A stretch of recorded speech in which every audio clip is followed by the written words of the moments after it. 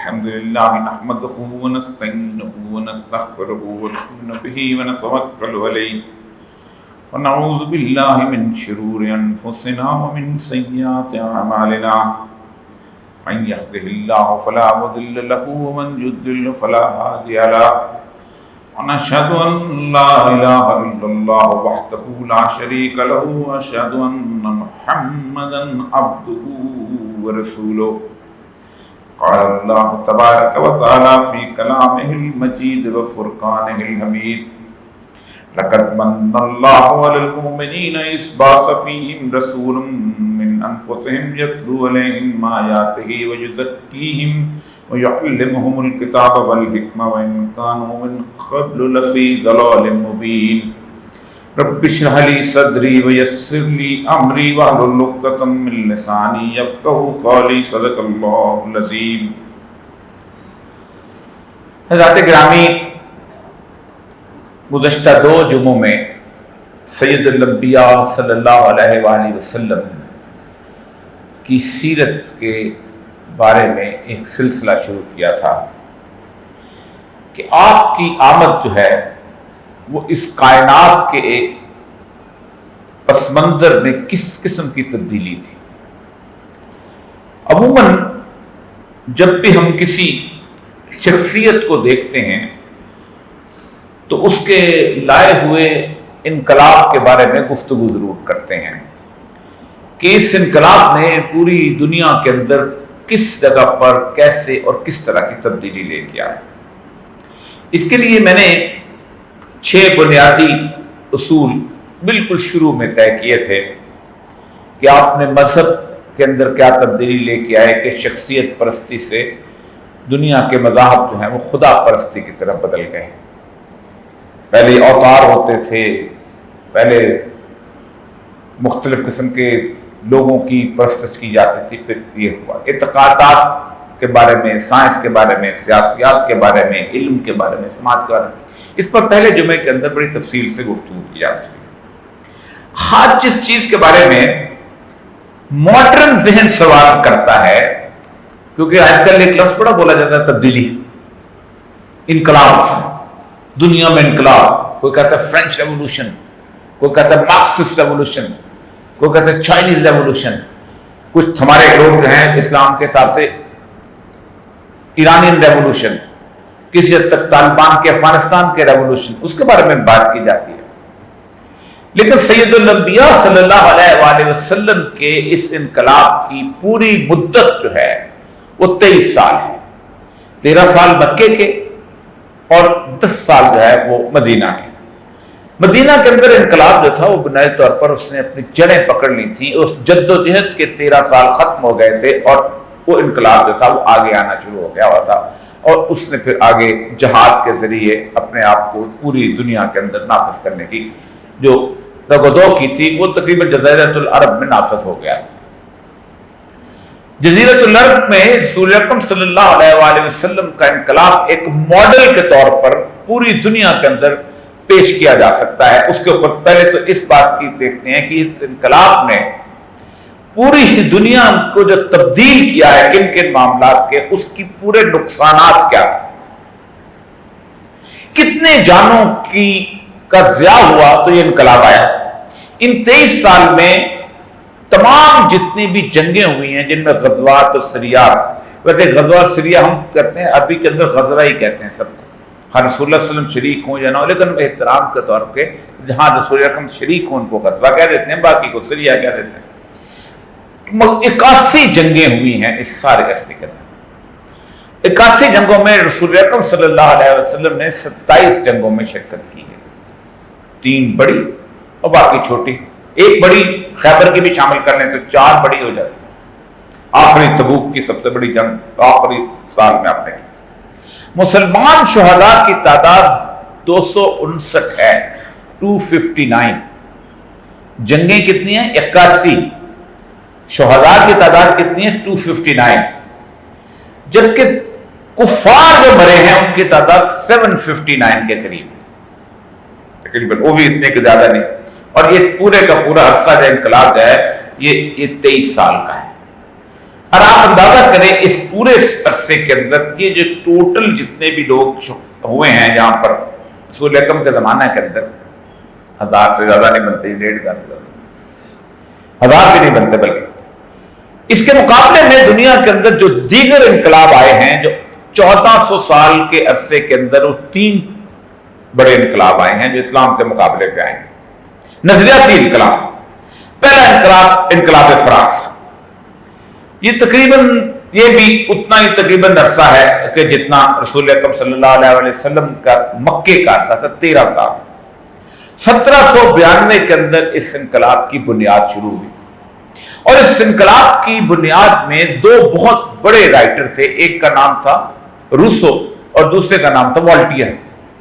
آپ کبھی کسی ماڈرن آدمی کو کہیں گے وہ والٹیئر کی کیا بات ہے، کیا اس نے گفتگو کی ہے، man was born free but he is always in chains, جبکہ سیدنا عمر رضی اللہ تعالیٰ عنہ کا فکرہ 1300 سال پہلے ہے، جو آپ نے ایک حاکم جو تھا اس کو کہا تھا کہ ماں نے انسانوں کو آزاد پیدا کیا، تم نے انہیں غلام بنانا کہاں سے سیکھ لیا۔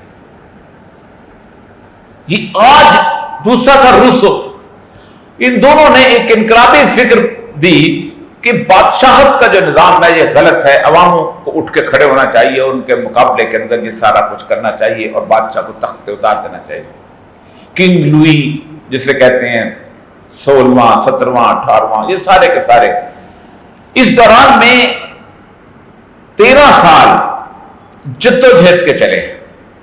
جو لوگ فرانس گئے ہیں انہوں نے دیکھا ہوگا کہ بادشاہ نے اپنا محل جو تھا ان چیزوں سے بچنے کے لیے ورسائی کا علاقہ ہے کو 20-25 میل دور جو ہے اس کے اندر بنا دیتا ہے، جیسے ہمارے ہاں سرمائی مقام ہوتے ہیں کہ اس نے وہاں بنا، امریکہ میں بھی ہے کیمپ ڈیوڈ کا اس کا گھر جو ہے، ہم لوگ مری میں جا کے رہ لیتے ہیں یا کسی اور جگہ جن نچیا گلی میں جا کے رہ لیتے ہیں، اس نے بنا لیا تھا۔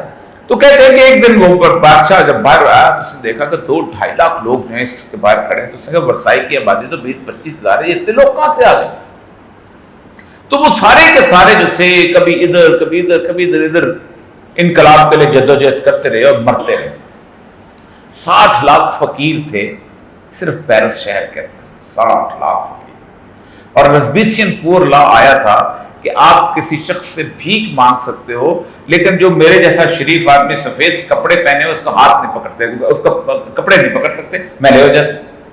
اس صورتحال کے اندر وہ مشہور لطیفے نما واقعات ہیں کہ کسی نے روحان جو تھا اس کا سپہ سالار اس سے پوچھا لوگ بھوک سے مر رہے ہیں، اس نے کہا کہ اتنی گھاس لگی ہوئی، یہ گھاس کیوں نہیں کھاتے؟ اور پھر ہوا یہ تھا کہ اس وقت تو انہوں نے ایک بہت بڑا چھرا ہوتا ہے ایسے لہراتا ہوا آتا ہے، اس کے نیچے آدمی کی گردن رکھتے ہیں، اس کو کاٹ دیتے ہیں، اس کو کہتے ہیں گیلٹین۔ تو جب اس کو گیلٹین پہ کھڑا کیا گیا تو پہلے اس کے منہ میں گھاس بھری گئی، پھر اس کو قتل کیا گیا۔ میری ملکہ جو تھی اس کو کسی نے کہا، اس کا فکرہ بڑا مشہور ہوا تھا کہ لوگ بھوک سے مر رہے ہیں، کیا کروں، روٹی نہیں ملتی لوگوں کو، اس نے کہا یہ کیک کیوں نہیں کھاتے؟ تو اس کو جس طریقے سے وہاں لایا گیا، اس کا سر اتارا گیا۔ اس پورے کے پورے اس میں 7 لاکھ فوج تھی، 7 لاکھ، اور فرانس کی آبادی اتنی زیادہ تھی، 7 لاکھ فوج قتل کر دی گئی تھی۔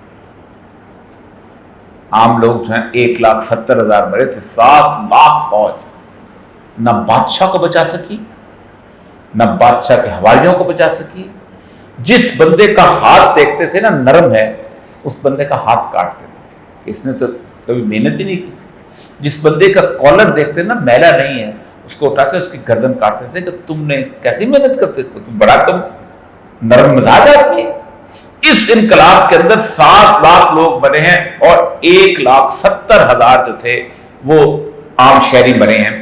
اس سارے انقلاب کے بعد فرانس کے اندر ایک تصور دیا گیا تھا کہ مذہب جو ہے نا اس کو ٹھڈے مار کے نکال دیا جائے، اس کا کوئی تعلق نہیں ہے ریاست کے ساتھ، ہم جو مرضی کریں، جیسے اس طرح زندگی گزارنا چاہیں، ہم مرد شادی کریں تب ٹھیک ہے، عورت شادی کرے تب ٹھیک ہے، ہم حجاب پہنے تب ٹھیک ہے، حجاب نہیں پہنے تب ٹھیک ہے، ہم ٹانگیں ننگی لے کے گھومے تب ٹھیک ہے، ہم جنسی زندگی جس طرح چاہے گزاریں، تمام تر مذہب کا کوئی تعلق نہیں ہے، مذہب کو انہیں نکال دیا۔ ایک تو انقلاب جو ہے یہ کہا جاتا ہے فرینچ، اس کو کہا جاتا ہے یہ ماں ہے سیکولر اینڈ لبرل انقلابوں کی، لیکن کتنی جانیں لے کے گیا؟ تقریباً 8,70,000 جانیں، مقابلے میں کتنی ہیں؟ تقریباً 1,000 جان۔ دوسرا انقلاب ہے انقلاب روس کا، جو ختم ہو گیا 75 سال کے بعد۔ فرانس کا بھی انقلاب بنائے طور پہ ختم ہو چکا ہوا ہے، اب اس کی جگہ جمہوریت اور پتہ نہیں کیا کیا چیزیں اور سیکولرزم کے اس کے ایسنس لے کے آ گئے۔ روس کا انقلاب 1917 سے لے کے 1923 تک 5 سال یہ چلا۔ بولشوک ریولوشن، مزدور کی بادشاہت۔ اگرچہ کہ انقلاب کا جو فلسفی تھا اس کا نام تھا کارل مارکس، اس کا ایک اور دوست تھا اینگلس۔ انہوں نے ایک کتاب لکھی تھی داس کیپٹل۔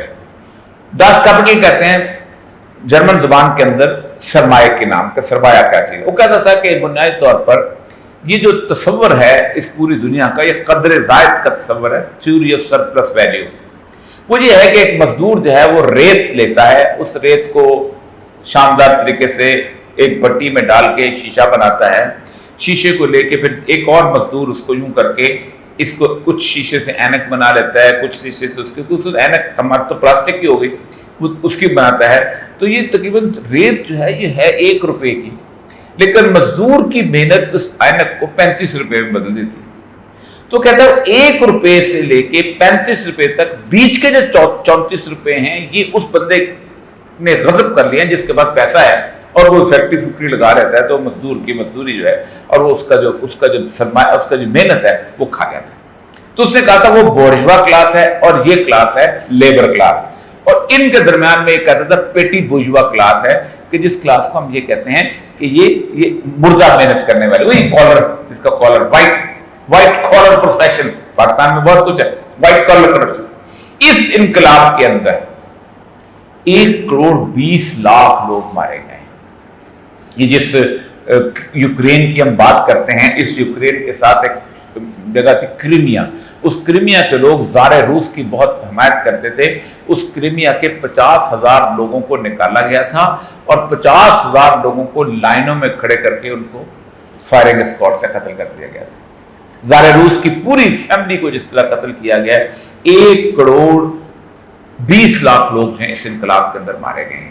آپ اندازہ کریں کہ اس کے باوجود یہ انقلاب 75 سال چلا ہے، اور آج آپ Tajikistan, Uzbekistan, Kyrgyzstan, Kazakhstan, Turkmenistan, Azerbaijan ہو کے چلے جائیں۔ یہ ٹوپی ہے، میں نے 3-4 دن پہلے میں آذربائیجان گیا تھا، یہ ٹوپی وہ ہے جو خلافت عثمانیہ پہنتے، آپ حیران ہو گئے میں نے پگڑی کیوں بندھی۔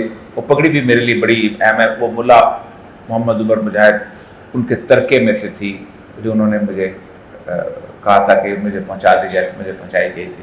تو یہ ٹوپی چونکہ خلافت عثمانیہ کی علامت ہے۔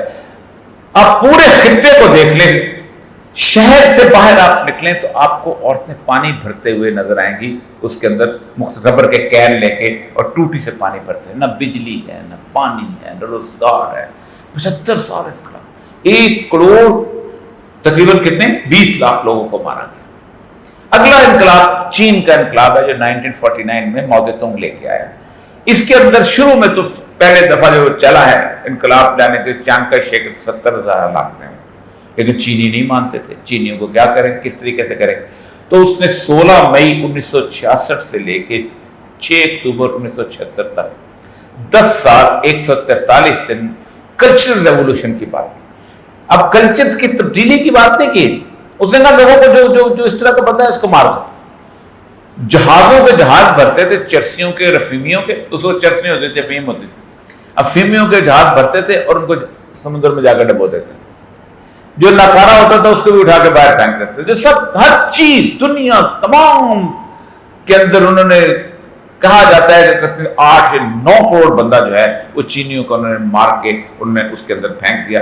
یہ وہ انقلابات تھے کہ جن انقلابات کی بنیاد کے اوپر دنیا کہتی ہے کہ بہت بڑی تبدیلی ہے۔ لیکن رسول اکرم صلی اللہ علیہ وآلہ وسلم کا جو انقلاب ہے، یوں لگتا ہے تاریخ جو ہے 12 ربیع الاول جو آپ کی 571 عیسوی ہے، اس سے پہلے کچھ اور تھی اور تاریخ اس سے پہلے بالکل اور تھی۔ سب سے پہلی بات، رسول اکرم کے آنے سے پہلے شرک جو تھا ایک سیاسی صورتحال تھی۔ نمرود شرک کرتا ہے، ساتھ حکمران بھی ہے۔ فرعون شرک کرتا ہے، حکمران بھی ہے۔ وہاں پر رام چندر اوتار بھی ہے، بادشاہ بھی ہے، ایودھیا کا حاکم بھی ہے، شرک کرتا ہے۔ لیکن نبی اکرم صلی اللہ علیہ وآلہ وسلم نے آ کے شرک کو سیاست سے نکال دیا. اب وہ عقیدہ بن گیا, اب وہ مذہب کا حصہ ہے. اب کسی بھی جگہ پہ آپ خود سوچیں کہ جس وقت کانسٹنٹین آیا ہے, جس نے عیسائیت قبول کی تھی, تو کانسٹنٹین نے وہاں پر مذہب کو ساتھ ملایا اور کہا کہ عیسائیت جو ہے وہ اہم ترین چیز ہے. اقتدار پوپ کے پاس چلا گیا تھا. پوپ بادشاہ کو کہتا تھا کہ تم ہماری باتوں کو مانو گے. یہی وجہ ہے کہ پوپ جو تھا یورپ کے اندر سب سے زیادہ اسٹرانگ ترین چیز تھا. وہ کہتا تھا بادشاہ کو اٹھو, صلیبی جنگیں لڑو, ہم نے یروشلم فتح کرنا ہے. یہ اس کو پوپ کے پیچھے چل کے اس کے بعد آگے آگے قتل و غارت کرتے تھے. 12 سال صلیبی جنگیں ہوتی رہی. بادشاہ جو تھا وہ اس کا حکمران. تو آپ سوچیں کہ بنیادی طور پر اس سے پہلے شرک ایک سیاسی چیز تھی. یعنی جس بندے نے حکمرانی کرنی ہے, خود حضرت ابراہیم علیہ السلام کے زمانے میں جب یہ کام جب معاملہ شروع ہوا ہے تو ہماری تاریخ کا جو پس منظر نظر آتا ہے, تو اس وقت یہی کہا تھا نمرود کہ میں تو خدا ہوں. فرعون نے کہا تھا اگر حکم اللہ, میں سب سے بہترین پالنے والا ہوں. دوسری چیز, جتنے بھی بڑے لوگ تھے رسول اکرم صلی اللہ علیہ وسلم سے آنے سے پہلے, ان کو لوگ اوتار سمجھتے تھے اور ما فوق الفطرت چیزیں سمجھتے تھے.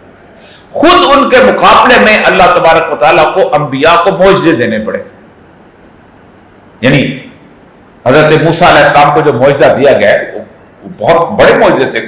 عصا ہے اور عصا کو آپ نے پھینکا اور اس کے بعد وہ لاٹھی سانپ بن گیا. پھر آپ نے بغل میں ہاتھ دیا, یوں نکالا اور ید بیضا چمکتا ہوا چاند بن گیا.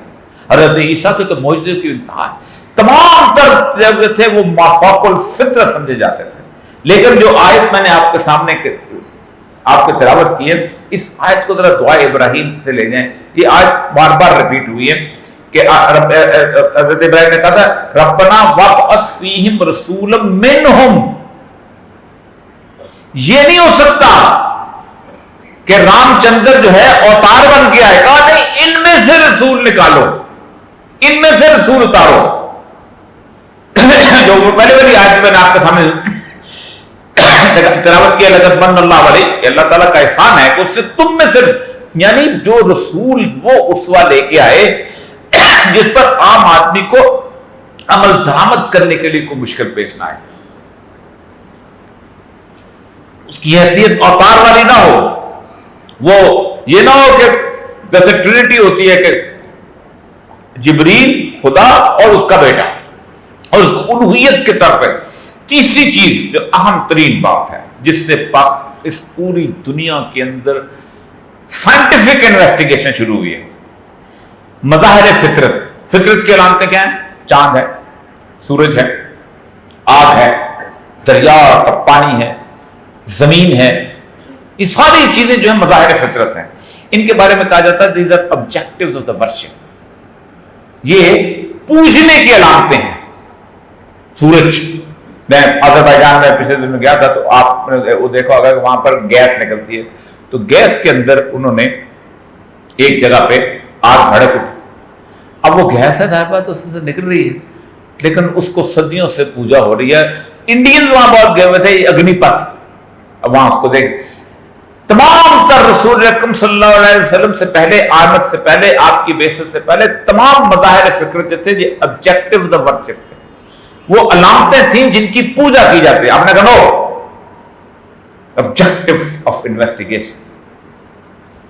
وہ جو مشہور آیت ہے جو ذکر الذین یذکرون اللہ قیاما وقعودا وعلی جنوبہم ویتفکرون فی خلق السماوات والارض, کہ میرے بندے اٹھتے ہوئے, بیٹھتے ہوئے, پہلو کے لیٹے ہوئے میرا ذکر کرتے ہیں. اور کیسے کرتے ہیں؟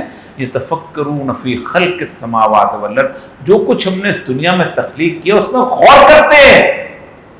یعنی 1400 سال پہلے پوری دنیا کی جو سائنٹیفک صورتحال تھی اس طرح کی نہیں تھی. اب سائنٹیفک صورتحال بالکل اور طرح کی ہو, تمام بدل کے رکھ دیا, پورے کا پورا سسٹم بدل گیا. اس سے خوف کا نہیں ہے.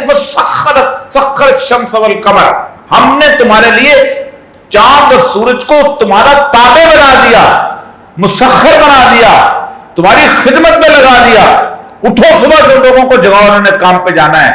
اٹھو لوگوں کو حرارت دو، انہوں نے زندگی میں فصلیں اگانی ہیں، اٹھو وہاں سے گلیشیئر پگھلو، جلدی جلدی پانی اکٹھا کرو، پوری کائنات جو ہے وہ پیاسی مر رہی ہے، اپنے آپ کو بھگو دو، اٹھو، یہ کتنا شاندار پودا ہے۔ کبھی کسی نے سوچا ہے کہ یہ انور رٹول ہے؟ کبھی کسی انور رٹول کے پودے نے سوچا یار میں بھی چکھ لوا تھوڑا دن؟ نہیں، میں نے انسانوں کے لیے بنایا ہے۔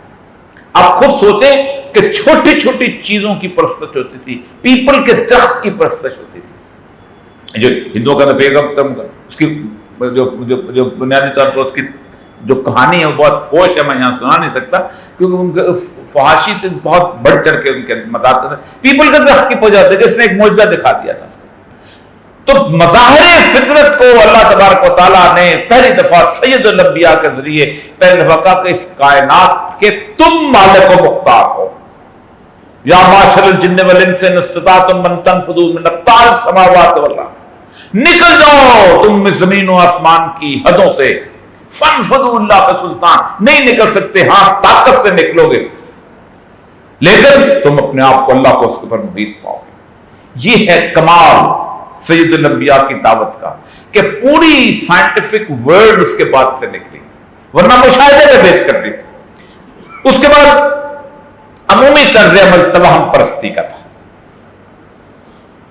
بادشاہ مر گیا، اوہو اس دن چاند گرہن تھا، وہ مر گیا اس دن بارش بہت ہوئی تھی، ہم بھی آج تک کہتے ہیں بہت رویا، آسمان بہت رویا تھا، وہ ظالم بڑھ گیا، بڑی گڑگڑاہٹ تھی، یہ تھی توہم پرستی۔ اللہ کے رسول صلی اللہ علیہ وسلم یہ اللہ کی نشانی ہے، اگرچہ کہ آپ صلی اللہ علیہ وآلہ وسلم جب بارش آندھی آتی تھی تو آپ پریشان ہو جاتے تھے اور دعائیں مانگتے رہتے تھے کہ دیکھو تمہیں نہیں پتا کہ اس کے اندر اللہ نے کیا کچھ چھپا کے رکھا ہوا ہے، یہ اللہ کی طرف سے عذاب بھی بن سکتی ہے اور اللہ کی طرف سے رحمت بھی بن سکتی ہے۔ جب بھی دعا فرمائی رحمت کی بارش کی دعا فرمائی، یہ نہیں کہا آپ پہ بارش، اللہ آپ پہ بارش برسا، رحمت کی بارش برسا۔ اس سائنٹیفک مشاہدہ دو چیزیں آپ نے اکٹھی کر دی۔ آپ خود سوچیں کہ توہم کی بنیاد پر یہاں تک کہ ایک عورت اپنے بچے کو لے کے آئی، کہا یا رسول اللہ دعا فرمائے، کہا اس کے پہلے علاج کرواؤ، دعا ساتھ چلے گی۔ اس نے پھر کہا علاج جو ہے اللہ نے پیدا کیا ہے، تم نے پیدا نہیں کیا، یہ جڑی بوٹیاں جو اگائی ہیں یہ انسان نے نہیں اگائی، یہ اللہ تبارک تعالیٰ کیوں اگائی ہیں کہ کائنات پہ انسان نے بیمار ہونا ہے تو میں اس کے لیے پہلے علاج، وَإِذَا مَرِضْتُ جو جب میں مریض ہوتا ہوں تو مجھے وہ شفا دیتا ہے، اور اس نے شفا کو وسیلہ بنا کر رکھا ہے اس کائنات کے اندر۔ یہ جو انویسٹیگیشن تھی، اس انویسٹیگیشن نے مسلمانوں کے اندر ایک ایسا علم پیدا کیا کہ جس علم سے بغداد نکلا، جس علم سے تتیلیا نکلا، جس کو ٹلیڈو کہتے ہیں، جس علم سے دنیا کے اندر تمام تر میڈیسنل ویلیوز کی چیزیں، سائنٹیفک ویلیو کی چیزیں، آپ سوچ سکتے ہیں کہ 700 سال تک دنیا کا کوئی علم نہیں ہے جس کے دروازے کی کنجی کھولنے کے لیے مسلمان سائنسدان نہیں کھڑا۔ اس سے پہلے کیوں نہیں ہو گیا تھا؟ یونان میں تو تھے۔ آج جس کو لوگ حکمت یونانی کی بات کرتے ہیں، بطلیموس اور اس کے بعد ہپوکریٹس کے بقراط کہتے ہیں، ان کی حکمت اتنی سی بھی نہیں تھی جس کو مسلمانوں نے آگے لے کے آئے۔ کیوں؟ کہا نہیں یہ مسخرات کے لیے ہے، یہ جو چشماک کا پتھر ہے یہ اللہ نے تمہارے لیے پیدا کیا ہے۔ اور پھر اللہ دعویٰ بھی کرتا ہے کہ میں اگر تمہارا پانی کھارے کر دوں تم کیا کر لو گے؟ تم میری نعمتوں پر شکر کیوں نہیں ادا کرتے ہو؟ میں اگر وہ جو سورہ ملک کی آخری آیات ہے کبھی آپ اس کو پڑھیں، اگر میں پانی تم سے نیچے لے جاؤں، نیچے بہت زمین کے، تو تمہارے لیے گڑے پانی بن کے کون لے کے آئے گا؟ تمہارے لیے میں نے نعمتیں اس لیے دی ہیں کہ تم اما شاکرن و اما کفورا، میرا شکر کون کرتا ہے اور میری نافرمانی کون کرتا ہے۔ اس کے بعد علم جو ہے، علم کے دروازے پہ جب یہ ہو گیا تو علم پہلے تھا مشاہدے کے اوپر محدود پر، اور اس نے ثابت کیا اس سارے معاملے کے اندر رسول اللہ صلی اللہ علیہ وسلم کے علم نے کہ دیکھو تم آج تک جو کچھ سائنٹیفک علم بتاتے رہے ہو یہ بنیادی طور پر تم الٹیمیٹ ٹروتھ کہتے رہے ہو۔ اللہ کے رسول صلی اللہ علیہ وسلم صرف تمہارا مشاہدہ ہے، کائنات کی وسعت بالکل اور۔ سائنس کی تاریخ یہ کہتی ہے کہ سائنس ہر 100-200 سال کے بعد اپنا علم بدل دیتی ہے. کم از کم 300 سال تک نیوٹنز لا جو پڑھائے جاتے رہے ہیں، جو لوگ سائنس کے طالب علم ہیں وہ یہ سمجھتے تھے کہ اس کائنات کے اندر F=ma جو ہے، اور اس کے ساتھ ساتھ باقی ساری چیزیں جو پرنسپل، ان میں سے ایک سب سے اہم ترین پرنسپل یہ تھا کہ زمین اور سورج کے درمیان ایک ایتھر ایک چیز ہے، ایتھر کی ایک لہر ہے. اس ایتھر کی بنیاد کے اوپر انہوں نے زمین کے سطح پہنچنے کی جو سپیڈ تھی روشنی کی وہ ثابت کی. پھر اس کے بعد انہوں نے ہیٹ کی انٹینسٹی ثابت کی. ایک اچانک ایک بندہ جو ہے 1930-35 کے اندر آتا ہے اور کہتا ہے کہ مذہب تو مولوی تو کہے نا کہ کوئی اور بات ہے، پوپ کہے تو کوئی اور بات ہے، کہ میں نے کسی سنا ہے. تم نے 250 سال لوگوں کو جھوٹ پڑھایا ایتھر ڈزنٹ ایگزسٹ، ایتھر تو موجود ہی نہیں ہے. تو اس کا مطلب یہ ہوا کہ انسان جو کچھ دیکھتا ہے کائنات کے مشاہدے تک محدود ہے. اصل سچائی کہیں اور ہے، الٹیمیٹ ٹروتھ کہیں اور ہے. اللہ کے رسول نے اور قرآن نے کہا تم اپنے مشاہدے کو الٹیمیٹ ٹروتھ نہ کرو. کل شے محیط، اللہ تمام چیزوں پر محیط ہے. اس کائنات پر جو چیز محیط ہو، آپ اندر بیٹھے ہوں، یہ سمجھے کائنات ہے، اور آپ کہیں میں چھت کو دیکھ سکتا ہوں، تو کیسے دیکھ سکیں گے؟ آپ تو کائنات کے اندر ہو. چھت جو ہے اس کے اوپر محیط ہے، جو کوئی اس کے باہر جائے گا تو دیکھا تو باہر پھر بھی اللہ محیط ہے. اس لیے کہ تم ننگی آنکھوں سے مجھے نہیں دیکھ سکتے ہو. تو یہ جو کیفیت ہے کہ سائنس کے علم کو مشاہدے پہ روکنا، آج سائنس پتہ کیا کہتی ہے؟ جو تھیوری آف ریلیٹیوٹی اور کوانٹم کہتی ہے کہ ہمارا جو ٹروتھ ہے یہ ریلیٹیو ہے، یہ رکا ہوا ہے، یہ اتنا بودت ہے. یہ پورے کا پورا دعویٰ جو ہے سائنس کا کہ میں اگر 5 حصے ہیں جسے ہم دیکھتے ہیں، آنکھ محسوس کرتے ہیں، آنکھیں زبان سے ذائقہ چکھتے ہیں، ناک سے سونگھتے ہیں، ہاتھ سے آپ محسوس کرتے ہیں، 5 حصے ہیں. میں آپ کو ایک انجیکشن لگاتا ہوں جس کو کہتے ہیں اپنا جو اس کا آپریشن کرنے کے لیے اینستھیزیا، آپ بے ہوش ہو جاتے ہیں. میں جیسے ٹھڈے مار مار کے آپ کو لے جاتا ہوں وہاں پر چیئرنگ کراس میں آپ کو ہوش آتی ہے. 10 لاکھ بندہ آپ کو دیکھ رہا ہے. واقعہ ہوا. میں پوچھوں نیل کیسے پڑے تو آپ کو جواب دے سکتے ہیں؟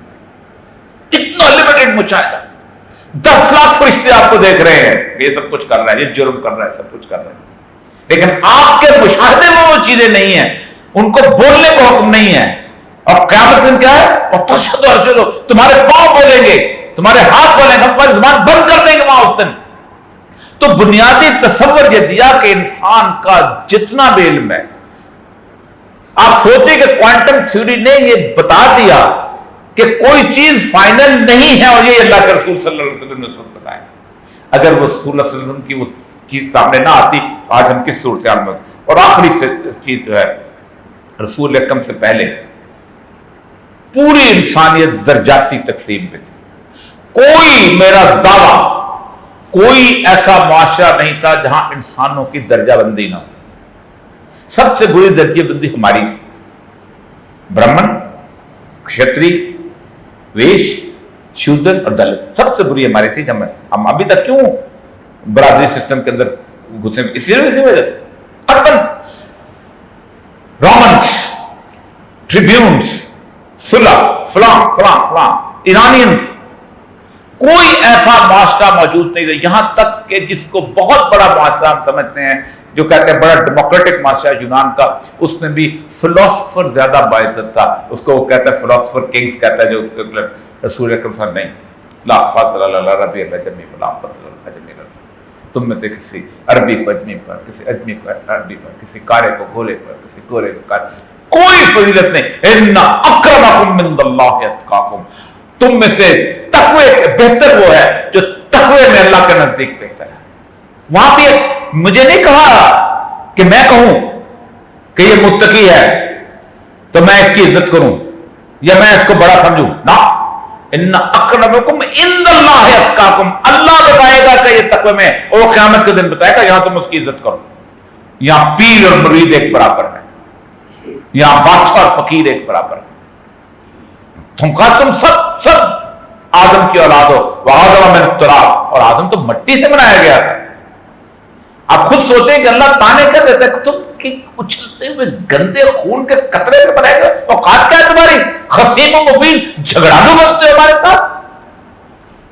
تو اس پوری کی پوری اس کے اندر یہ پہلی دفعہ خطبہ حجۃ الوداع کے اٹھائے. کہیں رسول اکرم صلی اللہ علیہ وسلم نے فخر کے ساتھ کچھ گفتگو نے کی سوائے ایک جگہ کی کہ تمہاری جاہلیت کے رنگ نسل بت عصبیت کے بت میرے پاؤں تلے کرچی کرچی. کہا جو شخص عصبیت کا جھنڈا اٹھائے گا، بے شک جاٹ کا اٹھائے، بے شک گجر کا اٹھائے، بے شک سید کا اٹھائے، بے شک بلوچ کا اٹھائے، بے شک پٹھان کا اٹھائے، کسی کا اٹھائے، فرمایا وہ جاہلیت کی موت مرے گا. کوئی حیثیت نہیں ہے کسی جگہ پہ. سید الانبیاء حضرت امام جعفر صادق، عموماً ہم سادات کی عزت کرتے ہیں، کرنی چاہیے، رسول اللہ کی نسبت کو ایسے کرنی چاہیے. امام جعفر صادق سے کسی نے پوچھا آپ آل رسول ہیں؟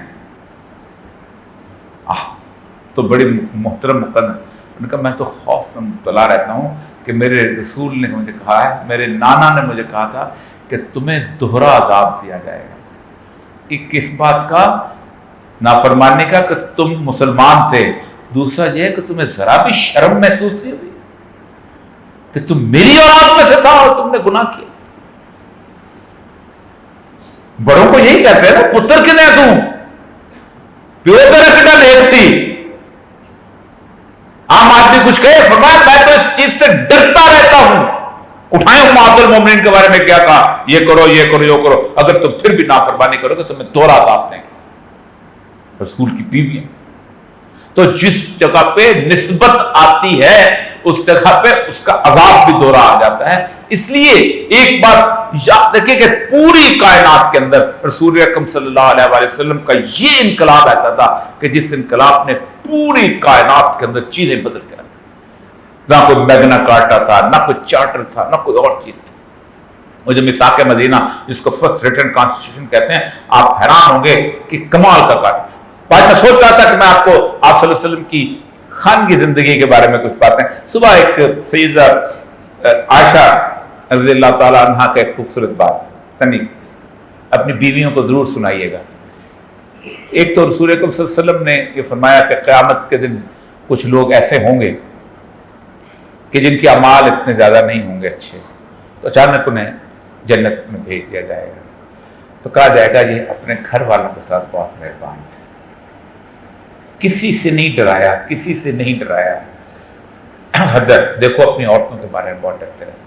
لیکن ہماری خواتین عموماً ان کے بارے میں رسول اکرم صلی اللہ علیہ وسلم نے فرمایا تھا کہ دیکھو کوئی عورت اگر گھر کے اندر صرف عبادات کرتی ہے اور کوئی ایسی کبیرہ گناہ نہیں کرتی، لیکن مرتے وقت اس کا خاوند اس سے راضی جاتا ہے، تو مجھ سے قیامت کے دن ذمہ داری لے لے جنت کی. میں ذمہ دار، میں محمد رسول اللہ.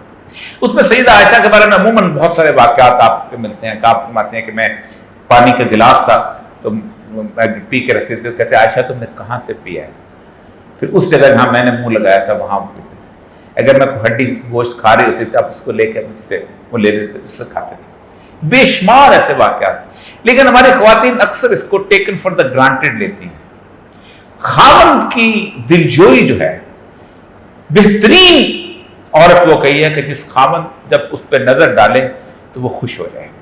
آپ کہتے ہیں کہ جب رسول اللہ صلی اللہ علیہ وسلم میری باری میں آتے تھے تو میں یہ شعر پڑھتے تھے. کتنا خوبصورت شعر.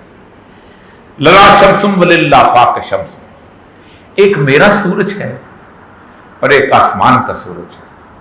اور شمسی خیر من شمس السماء، میرا سورج تو آسمان کے سورج سے زیادہ خوبصورت ہے. فإن الشمس تطلع بعد الفجر وشمس طالع بعد العشاء، جو آسمان کا سورج ہے وہ فجر میں طلوع ہوتا ہے اور میرا سورج عشاء کے بعد طلوع ہوتا ہے.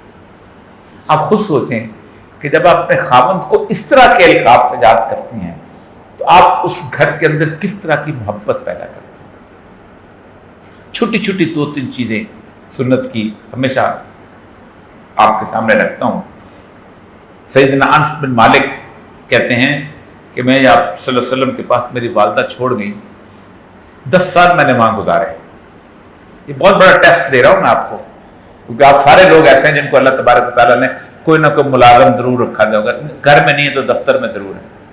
میں نے 10 سال پوری کوشش کی کہ میں رسول اکرم صلی اللہ علیہ وآلہ وسلم کو سلام میں ان سے پہل کروں، مجھے پہل نہیں کرنے دی۔ جس دن تم اپنے پی ایم کو سلام کرو گے نا، جس دن تم اپنے بیٹے کو سلام کرو گے نا، جس دن وہ شخص دروازہ کھولتا ہے تمہارا گاڑی کا، اس کو سلام کرو گے نا، جس دن وہ تمہارے گھر میں جھاڑو دیتا اس کو سلام کرو گے، اس دن پتہ چلے گا رسول کی سنت پر عمل کرنا کتنا مشکل کام۔ پورے 10 سال ایک آج کل کیا ہوتا ہے، بچہ سلام نہ کرے، تمہیں والدہ نے تہذیب نہیں سکھائی، تہذیب تو تمہیں نہیں سکھائی کہ تمہیں سے سلام نہیں کیا، تمہیں گھر کے سلام کرنا چاہیے۔ آپ کو پتہ ہے کہ صرف اس نیت سے اگر آپ سلام کرنا شروع کر دیں تو مستقل آپ کو سنت کی ثواب ملتا رہے، مستقل۔